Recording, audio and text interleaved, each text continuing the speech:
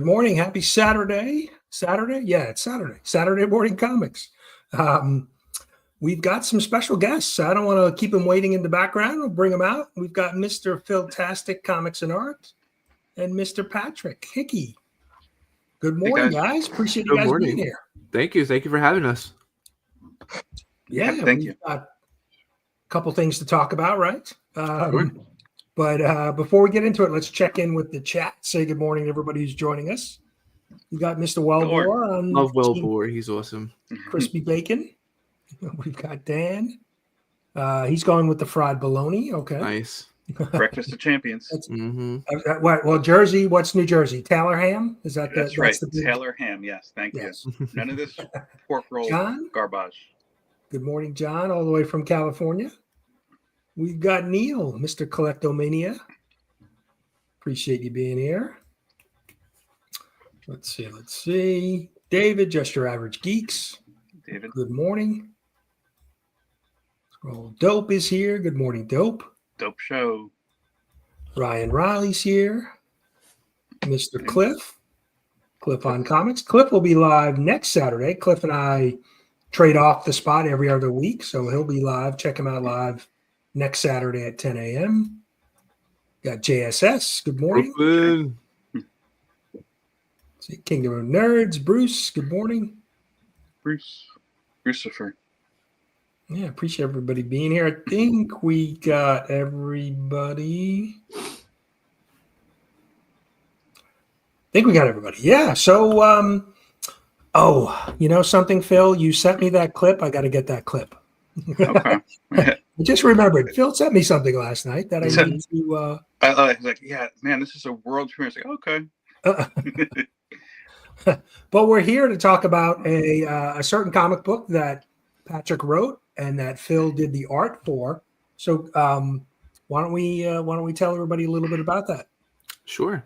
So Condry is about a New York City homeless man who's trying to find out who killed his father. So it's just like, if you are a fan of Frank Miller, if you are a fan of Alan Moore, of David Gibbons, of like really gritty noir comics that really don't get told anymore, you'll definitely love Condry. We've got about 8 issues altogether, but I started this with another comic book company at the time, Lesser Known Comics, and then since then I started Legacy Comics, and I was really trying to find ways to bring in new readers, but then to fill out the origin story a little bit more, because I felt like there was a lot more story that I wanted to tell. And along that, for that journey, I met Phil. I was on his podcast. He's amazing. And then I just started noticing that Phil can draw. And it's not that Phil can draw. Phil can really draw.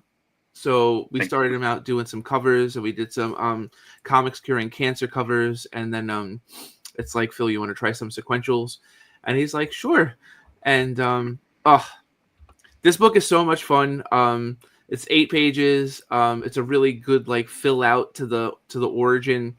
It's a good starting point for anyone that's never read the series before. And it's really hard-boiled noir, intense comic. Like the comics that you used to read when you were a kid that you were like, damn, this character is like badass. Like that's what we were really going for. And Phil totally crushed it with his art on this one. Thank you. That's great. Yeah, I know. I've already pre-ordered, so you can pre-order the book, right? Because the book releases in, is it April? The book's at the printer right now, so we should have it in about 2 weeks. It's available digitally. We've got like 3 variant digital covers that are available now, so you can order it on our website right now and read it right now digitally. And then we have a physical variant cover by Mike LeMay, which is our highest selling variant to date. It's done really well for us. So yeah, physical and digital options. You could read the digital right now. It'll be delivered right into your email. Yeah. So I dropped the link in the chat, and I'm showing off the Legacy Comics website as well. Cool. So definitely go check that out. I've ordered a physical copies. So I always just like to have the physical copy, and actually too, I will use those. I ordered a few, so we'll use those for some future giveaways to get them into some hands of some other readers out there. So absolutely, and we'll have some fun. If anyone orders today off of this podcast, I'll sign the copy for free. Oh, very nice. Okay. So, Phil, this is your first time doing sequential work, right? You've never really done Correct. panels. Yeah, and Patrick was very very kind. He offered it, and I probably didn't, because you can't tell when you're just typing and messaging back and forth. I was just like, sequentials. Okay, hold on. What do we have to do with this? What are we going to do? But we pulled it off. It took a lot of time and focus, and it certainly was a roller coaster. But you know what it is? I'm happy to be part of this chapter of Conjuring. Just number one, as a fan, but number two, you realize that, look, I'm not a gritty type of guy. You know, I don't walk out and we're in these rat-infested streets or anything like that. But once I found a place where I think we could all empathize with the main character, that's when it started clicking for me. And that's really what kind of excited me about this project, because you have so many different emotions in this and everything. You have a father trying to do the right thing, trying to be a right example. I'm trying to speak in broad strokes because I don't want to give anything out. And then you realize too, this is really the flashpoint for the whole series. You know, without these events, you have no Conjuring. So once I took that in, and I was honored that, you know, Patrick gave me the keys, I guess you could say, to the car in that sense. So how was the process, though? I know. So I have done some writing for comic books myself. I've kickstarted a few books, so I know working with the artist, you know, writing the script, I may have a certain,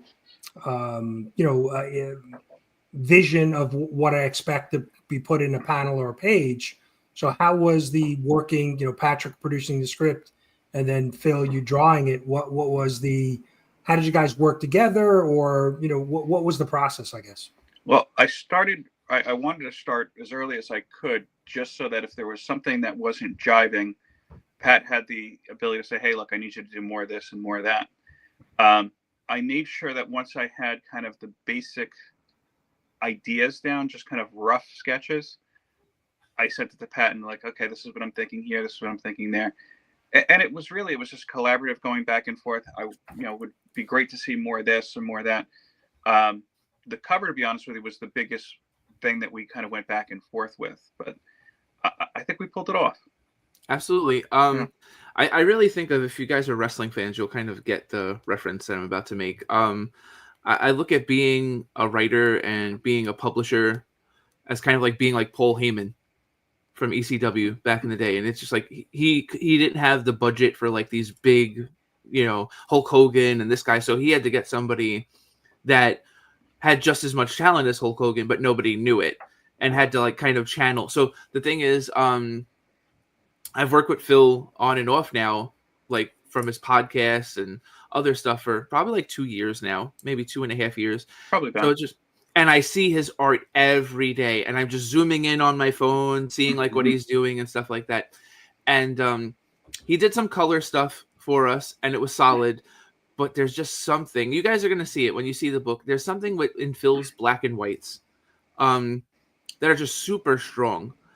And I'm just like, this book needs to be in black and white. Like, I knew that before I even assigned Phil. I'm like, this book needs to be in black and white. And I was looking for an artist that like hadn't been published before, because I wanted it to be somebody new and somebody different that no one had seen before.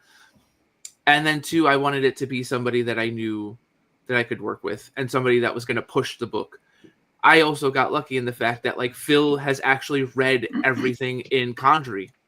So he understood like what I was going for, and like the emotional connections. And it's so much more than just like a badass character. Like there's emotional connections being forged throughout the whole series. And like, I've taught college journalism and English for 19 years. I'm well read, you know, so I incorporate some of that in there and stuff. And Phil got all of that. So it's just like, when he started doing sequentials, he's very hard on himself, but he started sending stuff, and I'm just like, okay, this is good. This is good. And then the thing is, the art didn't really like come together until like once I lettered everything. Then it was just like Phil not only did a good job, he did a fantastic job, because bad letters on a page can ruin a page. And it's just like he just gave me so much room to tell the story. And it's got a very open panel feel, very like 90s, early 90s image style, which is like kind of like what we try and go for a lot of the time at Legacy. So it's not really like boxed in, but there's a lot there. There's a lot to breathe in. Your eyes wander around the page. So it was just like I got super lucky working with him. It was just like he checked off all of the boxes that we needed to do. And yeah, when it was finished, I remember I lettered the book in like an hour and like 45 minutes because I was just so hyped, and I was just like sending him pages on Facebook like as I was finishing them because I was just so excited about how it came out.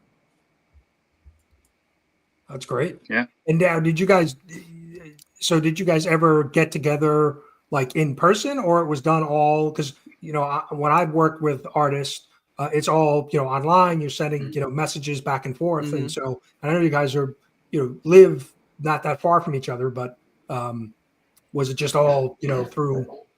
Yeah, it was just through online. It's like my wife's been battling cancer for about the last like 15 months. So I'm a full-time college professor. So when I'm not teaching, I'm home taking care of my wife and kids, or I'm down here like trying to sell comics, trying to hustle. Right. And Phil's a family guy too. So I'm sure Phil knows this too. Like we have time, but we don't have time. Yes. But the phone is always next to us. So it's just like, we're always bouncing ideas back and forth when needed. So yeah. Yeah, my son is 3. There's no other words to be said. Everybody understands that. Yep. Yeah, there's no happy time. There's no like going to hang out with your friends and stuff like that. It's just like you've got to find a way to make things work, and luckily in this case we did. Yeah, but I want to say something too. Pat started talking a little bit at the beginning. He's the Paul Heyman of Legacy and whatnot. I know that there's a lot of people watching right now, even if they're watching on the replay, who have YouTube channels, podcasts, any kind of platform to talk about comics. Pat is the perfect guest to have on. Very knowledgeable, very passionate about what he does. He's not just, look, we all get, scripts from independent people or comics from independent comic people saying, hey, can you talk about my project? And it's usually like, all right, thanks. I'm going to go to the next show. Okay, thanks. Not with Pat. Pat goes from the heart and is a pleasure to have on. If you guys have not had him on in any capacity, I invite you to, because it'll be your hands down your best guest. So Brian, I have to tell you this because this is important, and I'm sure as a creator you get this, that like you're on a podcast or you have somebody on your podcast, and as soon as the podcast is over, they're like, oh, I'm also this, and they want to do something with you.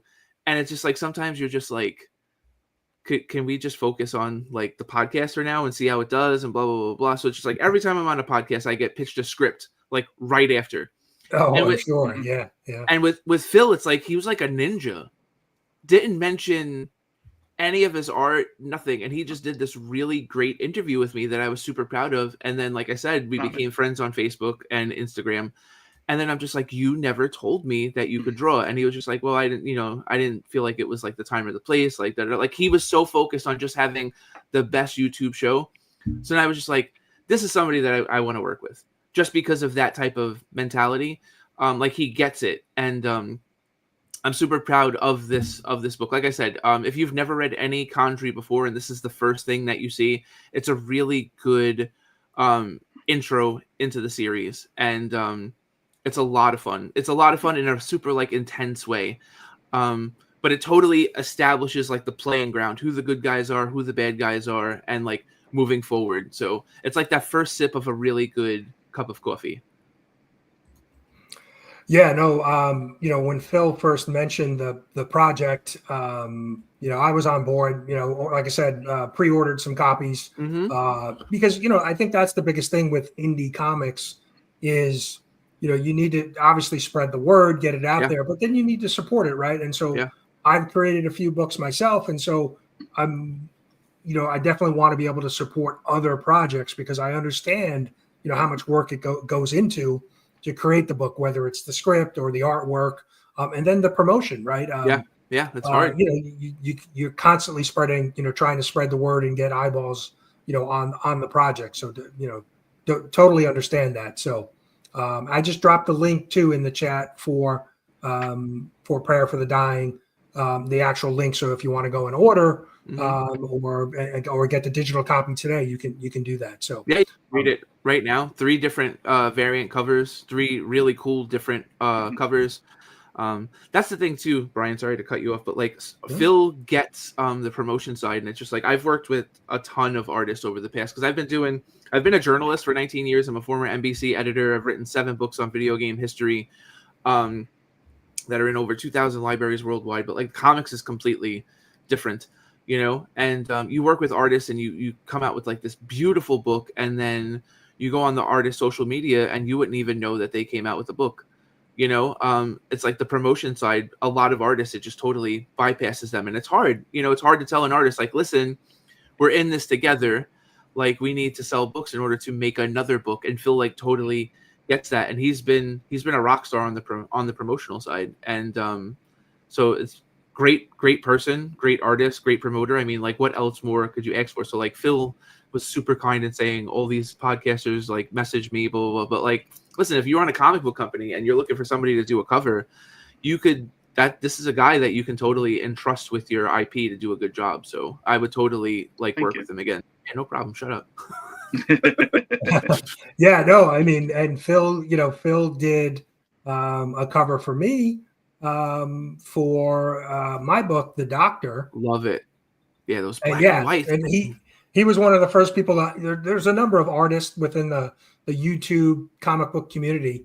And I would have liked to use them all, but I didn't want to have, 400 variant covers. So I wanted to kind of keep it small. Sure. We are doing it like a blank cover so that I can hopefully get more of the community involved, some of the artists. But I remember, I think the first art I think I saw from Phil was something on Instagram.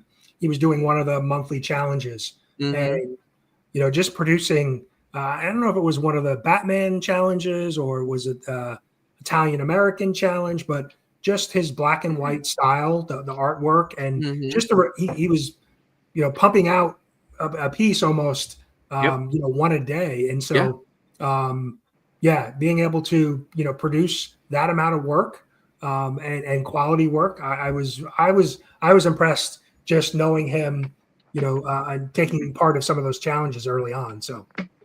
Yeah, and that I could tell you, I think that this would be probably the last year I'm doing the Battober challenge.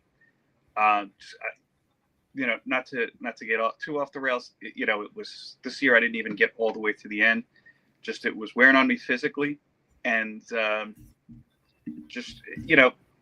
above all, I like to do these challenges to have fun. It lets you experiment. I like to think I do things in a different direction. I don't generally, when I do these challenges, do anything that's over the top violence. I try to use one character at a time. One year I didn't use Batman at all in Battober. That was interesting. And I kind of feel like the last year the prompts were kind of like reused and recycled. It's like, all right, maybe this is a good exit point.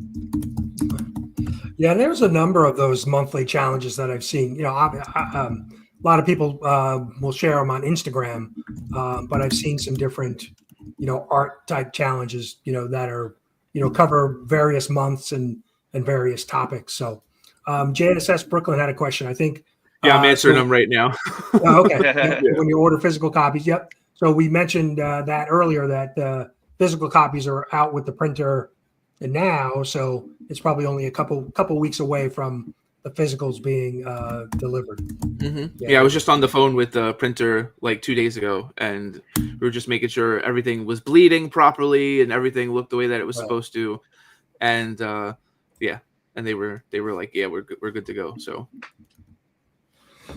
yeah, so we'll, you can, let me share it again so everybody can just see it. If you just joined us, you can pre-order today, get the digital, and like I said, physical copies will be, in the next couple of weeks, and a couple different options cover-wise, and then some of Phil's interior work as well. Yeah, and we're going to show you everybody who's watching, I can't see the chat for some reason, but everybody who's watching, you're going to see a world premiere of one of 2 trailers that we've prepared for the book. I I don't think we're going to be able to see it. I have the video, but StreamYard does not like the format, so it looks like I have to convert it. So it doesn't look like I'm going to be able to play that today. Well, we have it, but just trust us, it's awesome. It is. It's pretty awesome. It's good. I've seen it. I apologize. I went to go just upload it, and it's for some reason StreamYard likes a particular format of their video, so I'd have to convert it. But I'm not going to be able to do that in time. So, but yeah, no, I mean, I've seen the trailer. I've actually read some of the other Legacy Comics books digitally. Phil actually, this was probably 2 years ago. I was actually laid up in the hospital for a couple of days with kidney stones, and Phil sent me some digital copies of some of the Legacy comic books to read when Awesome. I was sitting in the hospital. So Nice. I hope you enjoyed them. yeah, I did. But and Patrick, I know I follow you on IG, and I know I've seen. So, and you mentioned, your wife I didn't want to pass that over. How is she doing? How is she? She's doing good. She's doing good. It's just like it's an everyday, it's an everyday thing, So she had breast reconstruction surgery January 31st. So it's like it's a super complicated surgery, so she can't lift anything, and so it's like she looks great, and if you just saw her on the street, you wouldn't know that she's like healing so much on the inside. So that's good, but then we've got to check up in a couple of months, like another PET scan, to make sure everything's like where it's supposed to be and stuff. So it's just like the past 16 months have been super hard, but we had despite all of that, 2024 was our best year ever in Legacy Comics. We were founded in 2021. 2024 was our best year ever. And we're doing great so far in 2025. Just on this book has sold really well, thanks to obviously Phil and I pushing it, but like the variant by Mike LeMay has done excellent. And then we've got another cool cover that's done pretty well from Valentin Quinones. So we're in a good spot as far as the company goes, and I think that's just like reflective of everything that's going on in my house. Like I'm super positive with my wife and my children, and then it just translates back into the company. Like I think I'm working with like 15 artists right now. We have like 8 books in production, and I think I've only ever screamed at like 2 people in like 4 years. That it was just like I try and stay so calm and I'm so patient, and I try and stay so relaxed. And I think it just translates into like what we've been able to do. So yeah, thank you for asking about my wife. I appreciate it. Yeah, no, I think attitude, right? Having a positive attitude is half the battle. When you're dealing with any type of health issue, minor or something major like cancer. Yeah. So good luck and continued good luck for your wife and good health. So like I said, I mentioned it because I do follow you on Instagram, and I have seen a number, posting pictures of the family and with the kids and your wife. And so, looking at the photos, she looks like she's doing really well, but that's, it doesn't give you the full picture, but like I said, just continued good luck for her. So. I just want to thank everybody that's here too. That's like, like Boar and all these people that I see on Instagram all the time, because like comics have been a huge, like escape for me. Condrey there's a lot of like that. Condrey has that like blue collar, middle class, like grit to it. And that's how I grew up. So there's like a lot of like Condrey's like journey in me. So being able to like tell that story during like a really tough time in my life has been super rewarding. I mean, away from that, like we did a turkey book because there's like a turkey infestation in Staten Island, and we had a super fun turkey book where like these turkeys are essentially like this Japanese Yakuza gang that take over Staten Island and stuff like that. So like we were able to like run the gamut from like hardcore noir to like just something really silly and fun that has done great for us. So I owe so much happiness in my life and so much positivity to comics and working with people in comics. So yeah, like just thank you for everyone that's watching. Thank you, Brian, for having us. Like, it's just been this has been an awesome journey. Yeah, right. I mean, right. I think a lot of comic book readers use it as an escape, right? To kind of, get into a different world, a different, set of characters, and I hear a lot of people describe it that way, as a way to, forget about the stresses of everyday life for 10, 15 minutes as you're reading a book. So, yeah, no, that's good stuff. So I had a question and I kind of lost it. Let me see if I can find it again. I was thinking about the different books and the different artists that you work with. I find that and like I said, I've very limited experience. I've done 2 books, but still that whole creative process of writing a script and then working with the artist and then actually visually seeing what you wrote on paper, it's exciting. It's a fun, it's a positive process, I think, right? So it's because you're creating something, and so if you did one book and never did another book, at least you still had that one book. You've created something. So, how is it for you working with multiple? And I know you work with some different writers, you're on different artists. So, I mean, that's got to be very fulfilling. Oh yeah, completing a project. I've been lucky that, like I said, I've been a journalist for close to 20 years, and I've interviewed some of the greatest minds in comic books. I've interviewed like Michael Oeming, David Gibbons, David Mack, Joe Quesada, Axel Alonso. Like, I've interviewed some really really proficient and solid creators in comic books. Tons of indie guys. Steve Niles I've interviewed. I've interviewed tons and tons of people. So it's just like I really would like try and get inside their head. Peter Hogan from Resident Alien has been a huge help to me. I've had him on my podcast before. A lot of the to answer Comic Book Worm really quick, our books are available on a bunch of LCSs, but like as of right now, being an indie publisher, it's more cost effective for us and more beneficial to sell directly to customers. So anyway, working with so many different artists, like if I could compare it to anything, I feel like Kelsey Grammer in Frasier.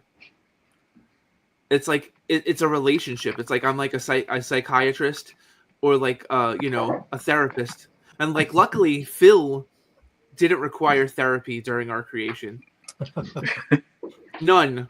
It's just like Phil and I would just be bouncing back and forth, and he'd throw me pages, and I'd be like, "How's your day?" And he's just like, "Ugh," and then he would go to me, "How's your day?" I'm like, "Ugh," and we'd be fine. But sometimes it gets really intense, and sometimes you end up not liking the person that you're working with, but sometimes you really grow an affinity for the person.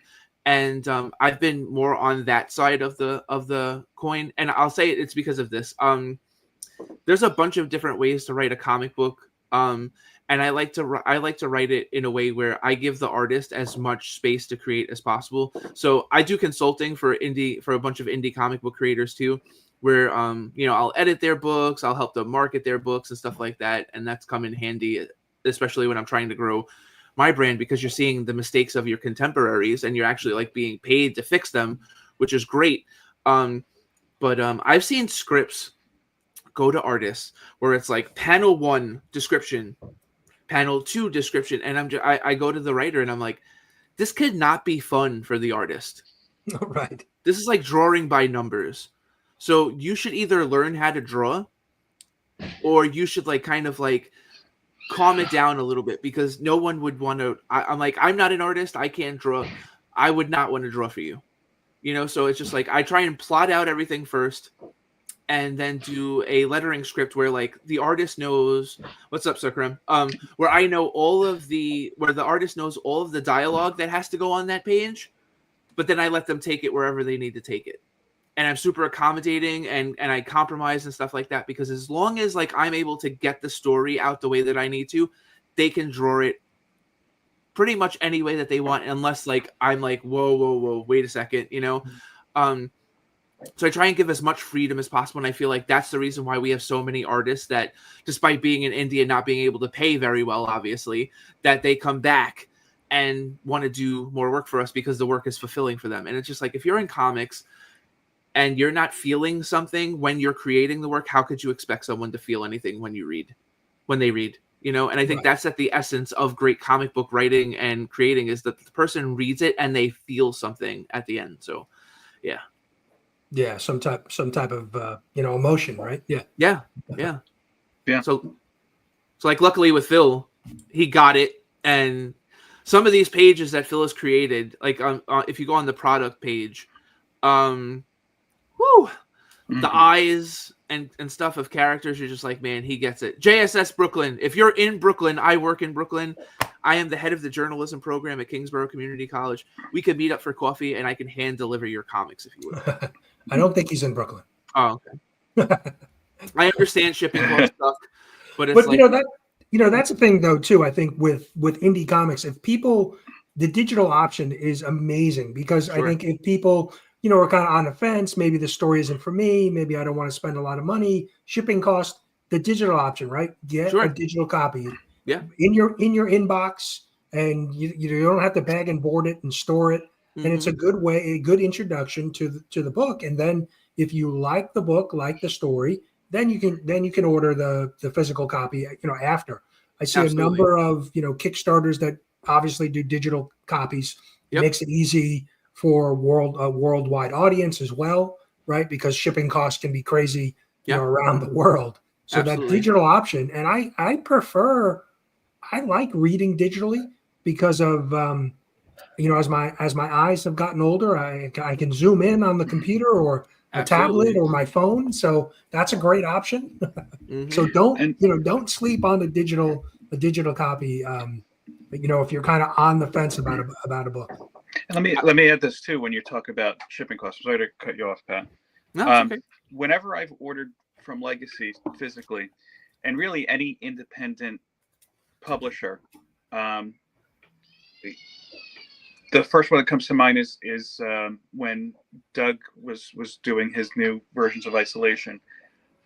I not only order for myself, I'll order extra copies just to give out, whether it's just to friends, some who don't even really read comics, or as giveaways. I have my little giveaway box I'm building up so that whenever we hit 1,000 and decades from now, somebody's going to get a big box of comics. Just to help spread the word, because I figure that's beneficial for everybody. I just think too, $8 flat shipping, regardless of how many books you order. I mean, Midtown Comics is going to do something very similar.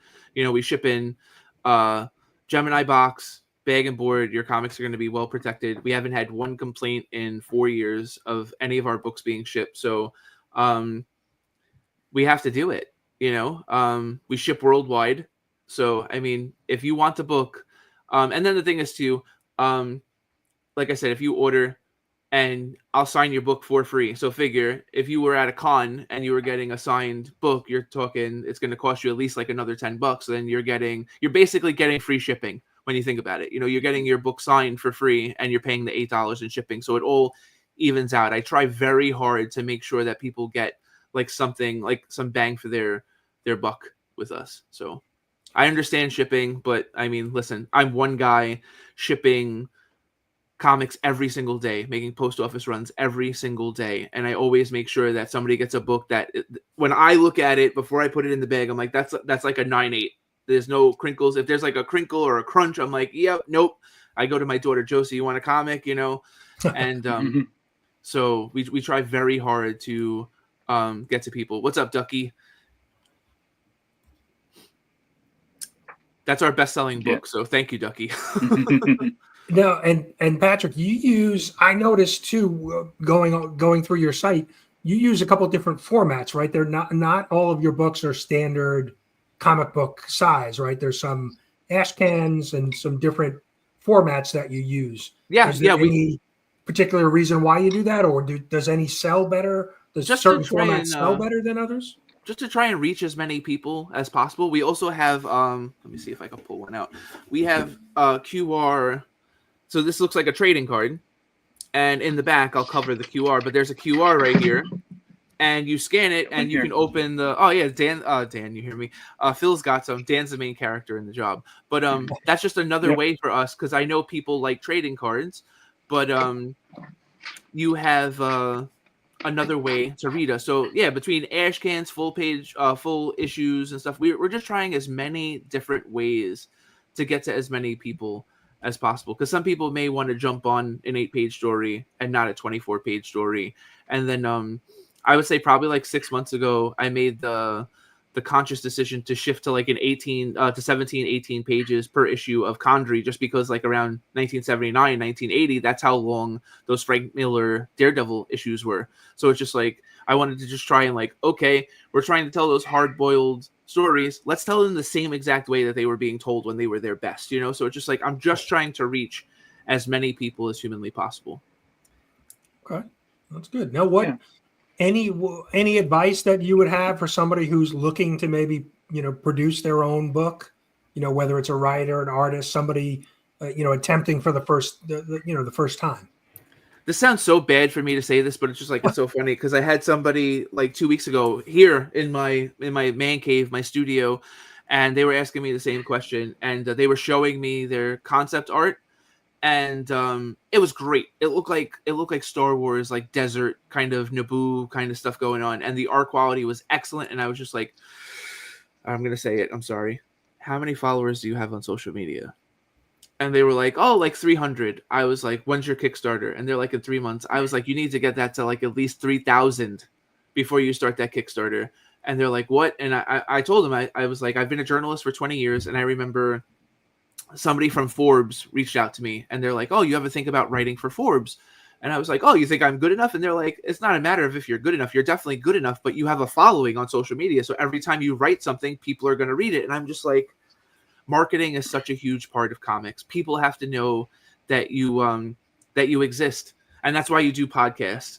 That's why you start Facebook groups. That's why you do all of these things, because people are your name on the comic. That's your brand power. That's your IP. So the name of the comic is an IP, but the name of the writer, the artist, the inker, those are all IPs too. And those all add something to the sellability of the comic. So if you have everyone working on a comic that has like a social media following where they are sharing what they love and that people are aware of what they do, the comic is naturally gonna sell better. I saw somebody said free comic. We actually do have a free digital comic to download on the website. It's called Lone Star. If you search it up, it's free. We did a comic book for an off-Broadway play last year, which was pretty awesome. We got a billboard in Times Square. It was so cool. But that's like a really cool, like 15-page comic based on an off-Broadway play. So you'll get a really good glimpse into like kind of like the stuff that we do at Legacy Comics by checking that out. Yeah, and Justin mentioned he really liked the idea of the trading card QR. He's a big card collector as well. He collects comics and other things, but so that's interesting, because there is the whole trading card side of things, and a lot of times we see a crossover between collecting cards, comics, those type of things. Sure. So, yeah. Again, it's just in an effort to reach as many people as humanly possible. So it's just like it's so funny because like my wife is home now from work. She's not working, obviously. And as a college professor, I don't work every day. So my wife is like, why don't we just throw on Facebook that we're going to be at Dunkin' Donuts for like 2 hours? And if anybody wants to come by and learn more about Legacy, they could come to this Dunkin' Donuts, like around the corner from my house. Okay. Yeah. So I was just like, I don't want to do that. And then my wife was like, just try it. Let's see what happens. Well, so I'm like, all right. So we came with like a box, literally like a shoebox of the trading cards. And we ordered our breakfast, and my wife and I were just talking business, like stuff that we wanted to do with Legacy. And then all of a sudden, people started to come and sit down next to us and stuff like that. And we sold a whole bunch of cards. And it was people that would never, these were people that would never buy physical issues. They were just like, oh, these are really cool. Like I could put it in my wallet and blah, blah, blah. I could read it during my lunch break and just scan it and blah, blah, blah, blah. And, that's what it's about. It's just trying to be, you can't get unique results if you're doing the same thing that everyone else is doing. And it's like, I'm really proud of the trading card idea, because it's like Scout Comics was doing something where it was just like, remember that, yeah. A non, what is it? NFT? an NFT card. Oh, And okay. Afram Jambalai, who writes Legend of the Night Owl, sent me the press release, and I was just like, I don't want to do NFTs. But I was like, but if we just do regular trading cards with QR, and he was just like, that's a great idea. So it's just like Afram had the light bulb, sent it to me, I polished it out, and then and they've done super well for us. And the thing is, the intro for cost for the cards is significantly less than the comic. So it's just like Brooklyn Bleed started out, that's our zombie book that I love, started out as a card exclusive, because it would have cost a lot of money to make a physical. So we just did cards and digital, and then slowly now Phil has it. It's turned into, now it's physical. Right. So the thing is, sometimes we will just come out with a card and see how it does, and now we have a little mini omnibus of it and stuff like that. So it's we've had fun. We've had fun trying to find new ways to get to as many people as possible. Yeah, it sounds like a good way to test the market, right? Yes. See if the story's gonna, people are gonna catch on to the story, and yeah, that's a good idea and a great marketing, right? Because Absolutely. if you were to hand me, just hand me a card, I'm more likely going to take that than if you're handing me a physical book or even just having them preview and link to that QR code to preview a couple pages. Absolutely. And then hit your website. Yeah, Yep. I mean I've told people, because like I told you, I do some consulting with other indie comic book companies, and I'm like, the whole thing is, it's two things. You don't want to mix good money with bad money, meaning you want your Kickstarter to be able to pay for all of your stuff. You don't want to take your full-time job money or your son's college fund or your retirement to pay for your comics. You can't do that. And the thing is, the average lifespan of the average person in indie comics is like 2 years. They're in and out. They lose thousands of dollars, and they're stuck with hundreds, thousands of comics in their garage that they're never going to sell. So that's the first thing you have to say to yourself, like, how do I put myself in a situation where even when I have a book that doesn't sell, that I could at least break even, So that's what I've always, from day one, how do I put myself in a situation where even this book that I don't know how well it's going to sell, how do I put myself where I can still break even with it? So that's what we've done. I mean, we've had larger print runs of books. We've had smaller print runs of books. I've had to do reprints of books and things like that, but it's just like constantly learning. And that's like the thing that I would love to be remembered for Condry. I would love to be remembered for Midland Beast Turkey Ninjas and all these things. But the one thing that I want to be remembered for in indie comics is that, like, the day that I decide not to do this anymore, which is not coming anytime soon, like when I can't write anymore, I'm not going to want to do this. But I can honestly say that every contract that I've signed with all of my writers and creators, I've lived up to. I've paid them what I said that I was going to pay them. And I left without owing myself or my company any money. That we made money at the end of the day. And the second that it can't be a profitable endeavor, I can't do it anymore. It's like I told my wife when we did our Kickstarter, we were 301% funded by the time it was finished. And I was like, if the Kickstarter is not funded, this comic book thing is over. And she was just like, no, you don't mean that. And I'm like, I do. Because if it's not going to pay for itself, I can't take food out of my kid's mouth to do this. It's not fair to them. So, like, luckily we haven't been in that situation, and we've been really good, and we've been producing great work, and I've been meeting great people like you and Phil. And it's been an awesome experience, and it's gotten me through like a totally difficult time. And I love what we're doing. Yeah, and I think that's one thing that if you've never done a book yourself, you don't understand the cost that goes into it, right? Yeah. And obviously if you can do most of the work yourself, right? So if you're writing, if you can do the art, you're going to save money. But so for me, for example, I just I'm not the greatest artist. So I wrote the script, but then I had to hire an artist. I had to hire a letterer, a colorer. Then have to get the book printed. And so those costs add up, and it can get expensive. It can get very expensive very quickly. When you think about paying an artist, they're spending, depending on whether it's 8 pages, 15 pages, 24 pages, there's a lot of time and effort that goes into. So there is a big, although, compared to maybe a TV show or a movie, it's a lot less expensive, but it's still costly to produce a book to have a quality, a quality product at the end. And like you said, I think the biggest other thing that people miss is you need to have some type of audience, right? Mm-hmm. I've seen some Kickstarters where And I've actually had a few people reach out to me and they say, I said, well, what are you doing to promote it? Well, I haven't. I posted up on Instagram. They weren't doing any type of interviews or podcasts. Their shipping costs. They looked at their shipping costs for them, and it was like a flat rate of like $25, whether you were in the United States or worldwide. And I said, why are your shipping costs so high?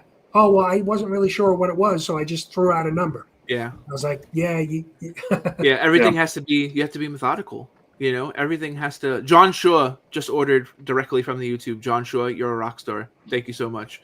Yeah, you have to have answers to people's questions. You have to be prepared. And the thing is, like, the thing that I love the most about my comic book journey is when I started Legacy, I had a co-owner, and he was supposed to be in charge of like all of the art, and I was going to be just editor in chief and run the promotion side and stuff. And then I just saw, as time went on, that the artists were coming to me. And then I just felt like it was more fiscally responsible for me to take over the entire company. And like, luckily that worked out, and I'm the owner of the whole company. But then what happened was I was like, he was lettering all of the books. So I'm like, I have to teach myself how to letter books. And I contacted like 5 or 6 letters that I had a ton of respect for. And I was just like, tell me how the hell I do this. And they're like, well, what's your background? And like, luckily, like I said, because I have the journalism background and I've laid out magazines and newspapers before, they're like, you already have the letterer OCD. So like, that's what you need. If you're a letterer, you need OCD. Everything needs to line up. Everything needs to be in a certain spot. They're like, it's like visual Tetris. They're like, you like video games, it's like Tetris. Everything has to go in the right way. Get that Z going and stuff. And they're like, your first couple of books are going to suck, and you're just going to continually to get better. And that's what happened. So it's just like, when you do this by yourself, you either have to learn new skills or you have to be willing to pay people to do those things, So it's definitely a test in one's will and one's strength. It's like the same thing Phil was just doing 2 years from now. 2 years ago, Phil was just doing all this awesome stuff on Instagram, and then he was doing covers, and now he's doing sequentials, to the point where like I have enough faith in him for him to do a 24-page book. He may think that I'm crazy, but I don't. I think he could totally do a 24-page book. So it's just like that growth process in comics. You can grow if you allow yourself to. That's my favorite part of working in comics. So Phil, what do you think? You up for 24 pages? Always. Nice. See? You're good. You're good. You're good. Yeah, so definitely go check out Condry. You can, like I said, pre-order, get the digital. The book will be available in about 2 weeks, right? Yeah. Out with the printer. Yeah. So definitely go, check it out. We're gonna have, like I said, I've ordered some copies, and we're, actually, why don't we do a giveaway of one of the copies I ordered? Let me get this set up. I am well underprepared today. That's okay. But let's we'll give one of the copies that I've ordered. Once I get it in, we'll ship it off to a lucky winner. Nice. There you go. Why don't we use hashtag Condry? Yeah. Get it set up. What's up, Comic Journey? Oh, Journey, sir. Good. Yeah. CJ's here. And then CJ just did his first Kickstarter successfully on Kickstarter. So congrats to him and the team. And he had an interesting concept, right? So they took a single script and had 4 different artists interpret that script and produce a book. Really thought that was a really great idea, and looking forward to seeing that. So let me share my screen again. We'll get this hashtag going. But we're gonna get ready to wrap up in a couple minutes. I know Phil's going live at 11. So any last things you guys want to mention or discuss? And I'll say this, just as I said before, Pat's an awesome guest. Have him on. And honestly, I usually don't speak for other people. Pat, I'll take the advantage to do it this time. We want to be on other shows too. So if you need guests, let us know. Message me, message Pat, and we'll see what we can work out. Absolutely. I just feel like if you've never read Condry before, this is a great entry point. We already have an omnibus out that has like the first 7 or 8 issues in the series. So between Prayer for the Dying and the omnibus, you can kind of get like completely up to speed very quickly. If you're not into hard-boiled noir, we've got some more fun books. I mean, we have a book called The Job that is about a pro wrestler who robs banks with his wife, which is a lot of fun. We have tons of great. Yeah, Phil has like everything. My daughter, who's 8, wrote a comic when she was 6 called My Brother and the Ladybug, which is great for little kids if you have little kids that want to read. We have tons and tons of stuff. We have like in 4 years, we've done like over 40 single issues. We have tons of variants. We have the trading cards. We have digital. We're really trying to build an army. And like I said, too, we've got that free book on there, Lone Star, which is a good invitation. Chris Booth is one of our best artists. He's super talented and really just trying to spread this thing like a virus because like we super believe in everything that we're doing. Like I have people from England sending me Condry Game Boys.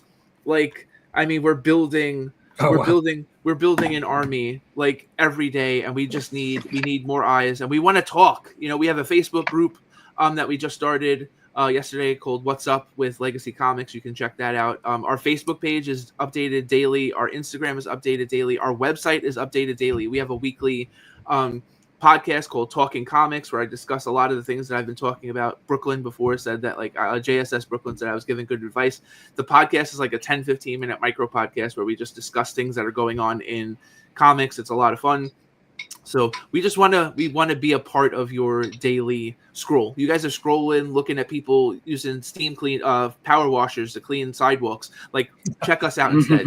You know, so it's true, right? And if you can't, you know, hopefully you can support the project, you know, monetarily. If you can't, share it. Just get it out, right? Every one of us has, you know, IG or your YouTube page. Absolutely. You know, just share it out. That's the biggest thing you can do to help. Because, you know, your followers may be different followers, you know, so getting it on, you know, a new set of eyes, that's the biggest thing. And absolutely, you know, just help spread the word. Thank you. That would be awesome, Phil. A comic book powered steam washing channel. That would be cool. There we go. There you go. Or maybe that's the next. Maybe that's the next storyline in one of the books. Right. He power washes during the day, and he. Mm-hmm. All right, let's run this giveaway.